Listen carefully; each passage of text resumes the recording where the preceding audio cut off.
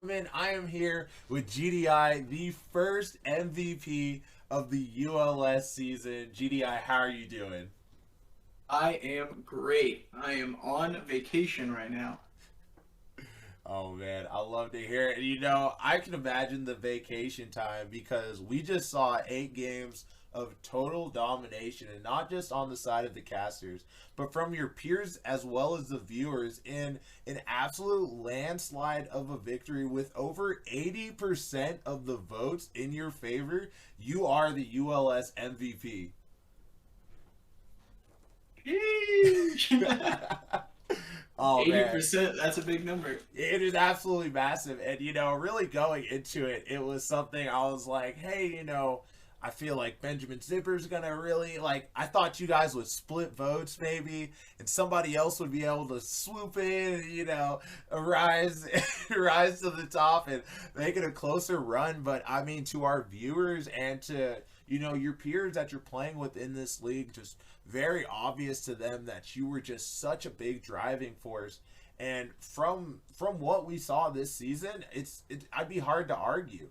And now I've asked you this question before in a previous interview. I said, what would it mean for you to win this over Benjamin Zipper? And you gave me the humble answer of, hey, like, it's a team game. My team really enables me to get to this point. But now that you've won it, and now that you've heard by how dominant of a showing it was for you in the voting, not just from the casters, but from your peers and the viewers, how do you feel now? I feel great. Again, it's a team game, and I'm able to. This is like a big thing from behind the scenes. Where season two, we should have a comms, like comm day where we you tune into our comms or something because bug pudding, Tizzy, and Champagne Shower, math teacher, they are always updating me on their lane state. Like you can look. I can be a jungler, and we can just be muted and look at the lane states, and I can kind of guess. But Benjamin Zipper will just straight up say, "I have prio. I'm gonna kill these 3 minions, and I can rotate to help you."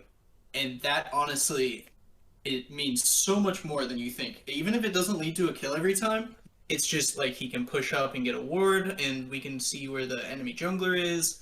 I usually have a good idea of where the enemy jungler is based off pathing already, and then having the priority callouts is just it makes it easy. Yeah, and I mean, it had to because, again, if we're looking back at, the team interviews that we did leading up to this week, one of the big things you really pointed at was the jungle role is absolutely stacked in this league. Between you, Iridescent, Frost, and Mocha Mexican, all, very strong candidates, and, even in the all pro voting, making it very, very close.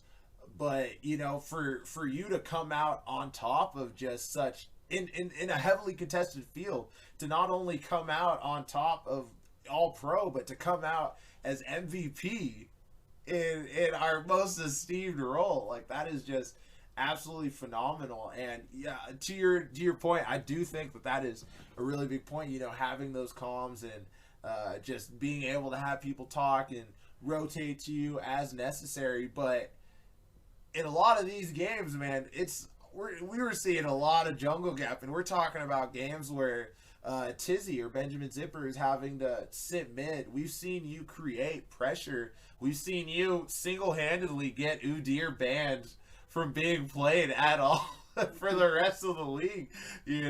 Just I'm fishing for it, man. I'm fishing for it because I know we all know Uncle the Nest are so good. 8-0 cannot take anything away from any of the 5 players on your team. Phenomenal performance, but you were just a tier above, and in some cases, a little bit more. If we're looking at some of these games,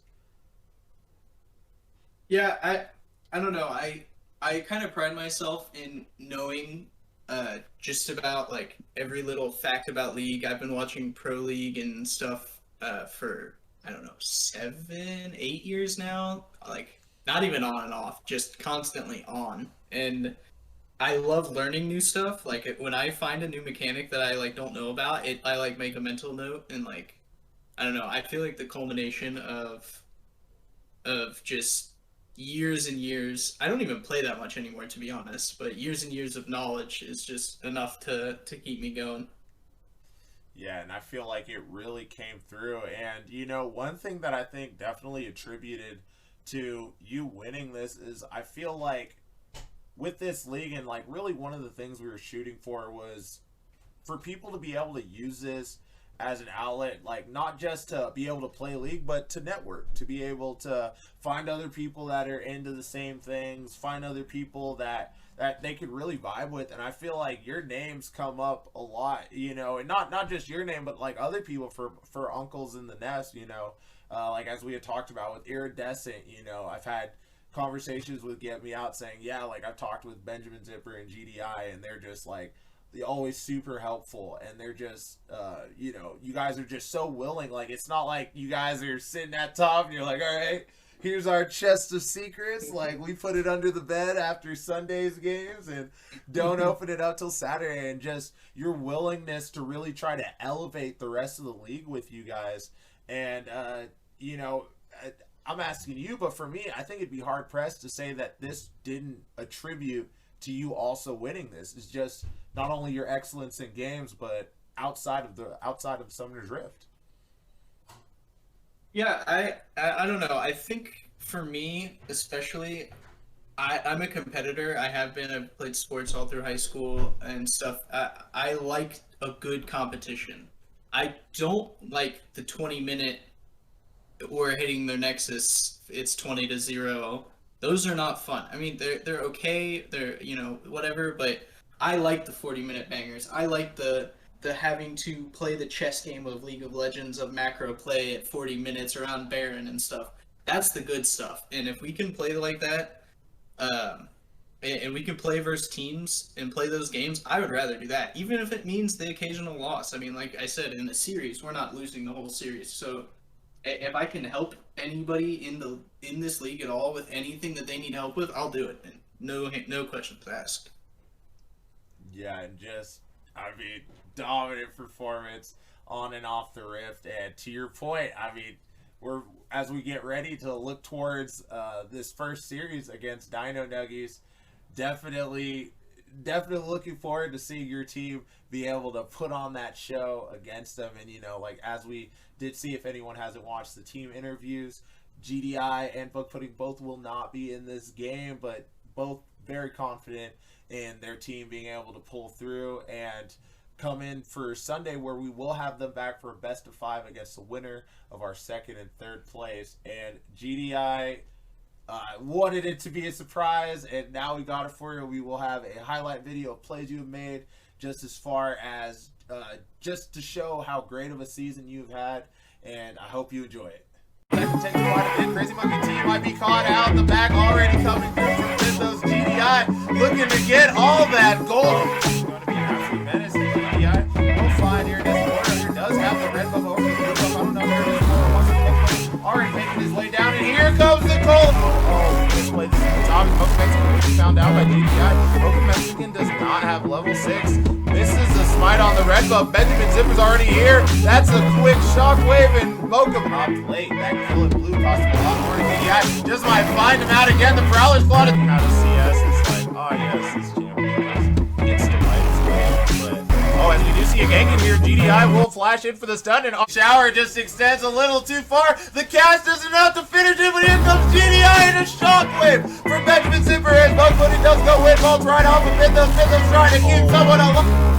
Coming in for the invade. He said, you took my blue, I'll take your life. And Math Teacher just walks right in, pops the ultimate, and just taking him down. Already has to back out of the fight. Crazy Monkey Team smites too early. Yeah, but you said GDI needs waiting for Mocha Mexican here. Mocha Mexican able to just get just about everything off. GDI does have the ultimate, and he will use it to take down Mocha. Mocha gets shut down by this Rek'Sai, and this Rek'Sai is not done yet. Chupacabra trying to do what he can to save his juggler. It's really made a huge difference.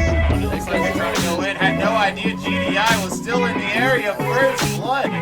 These little different as the shockwave lands. I'll give me up. Get force in from GDI. Zipper. There we go. GDI does use the flash to cast. They're trying to do everything that they can. GDI going right back in. The Yasuo ulti, and you are just gone. You be you. Oh, as Kalari is actually back by the Shockwave. Rise trying to TP out of it. Will he have the time? And the crazy just might get caught out. Cousins, look at that damage. Takes him out. Once you step on any type of vision, as Nazi does just go in, he does not have the ultimate coming up. That's GDI might be caught out here in a little bit of pain, but look at the Braum path of just stacking up. Shockwave goes a little bit wide, but Champagne Shower. Oh, and here comes GDI on the gang, but here comes Bug putting his lunch from the early flash. But the first time, and that's Cross and Breakable picking up the kill. I am already running into GDI, but GDI has been top lane this whole time, just falling down. They even try to fight it. Here comes the Rammus. Smite is secured from the side of Dino Nuggets. Here comes the TP. That is already Spade Jabber Lucky falling on the backside. Champagne Shower picking up that one. And now Mordekaiser in, but Mordekaiser not doing enough. And both Mexican actually able to pick up the match control on the backside. Benjamin Zipper able to grab it up Super Cobra. And the Rammus support with the double kill. You now see Diego popping off here, grabbing just about everybody able to pick up the one. And that. But I mean, he was them able to pick up a kill. Kalari looking to be just soloed. Really well played by them, as Yokimoto does have to be careful. GDI will just flash on top of him, has nothing, and here comes the edge. The mid lane does miss the lead, and now we'll just be stunned up. Oh man, this is looking bad. Here comes the knockup out of GDI. Matt Teacher in the area, the flash forward. Yokimoto will be able to sneak forward. Just goes a little late. Once this GDI is coming around with the Gale Force used immediately up. Robert just got out here, was trying to find a way to use this GDI being as massive as we think he is. Towards the end of the season, we will do MVP voting. And right now, I mean, I'm obviously not gonna give all my things away, but if I had to choose 4 like really standout people in the league right now, I'd be hard pressed to look outside of Get Me Out in Iridescent Poro and yourself, GDI, and Benjamin Zipper. Now, what would it mean to you to win MVP not only over Get Me Out and Iridescent, but over Benjamin Zipper? I honestly don't think of it like that. Like, I don't know, because I don't want to try to sound like I'm trying to be humble, but in reality, Riley and I have, Tizzy and I have played so many games together.